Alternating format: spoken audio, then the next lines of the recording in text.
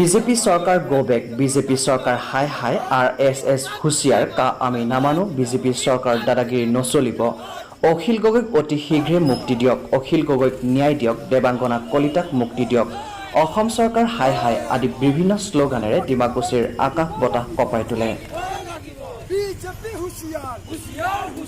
ওদালগুৰি জিলাৰ ডিমাকুছিত আজি ডিমাকুছি আঞ্চলিক কৃষক মুক্তি সংগ্ৰাম সমিতিৰ উদ্যোগত প্ৰতিবাদী মানৱ শৃংখল কাৰ্যসূচী অনুষ্ঠিত কৰে।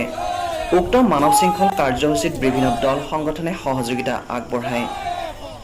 জননেতা অখিল গগৈৰ শীঘ্ৰে আৰু বিনা চৰ্তে মুক্তিৰ লগতে জাতিধ্বংসীৰ কা বাতিলৰ দাবীত ডিমাকুছি আঞ্চলিক কৃষক মুক্তি সংগ্ৰাম সমিতিৰ উদ্যোগত লগতে অসম জাতীয়তাবাদী যুৱ ছাত্ৰ পৰিষদ, সদৌ কলিতা জনগোষ্ঠী ছাত্ৰ সন্থা, ডিমাকুছি আঞ্চলিক সমিতি, সোণাজুলি আঞ্চলিক বিটিআৰ গড়িয়া মৰিয়া দেশীয় ছাত্ৰ সন্থা, সদৌ অসম আদিবাসী ছাত্ৰ সন্থা, ওদালগুৰি জিলা সমিতি আৰু বৃহত্তৰ ডিমাকুছিবাসী ৰাইজৰ সহযোগত মানৱ শৃংখল কাৰ্যসূচী পালন কৰা হয়।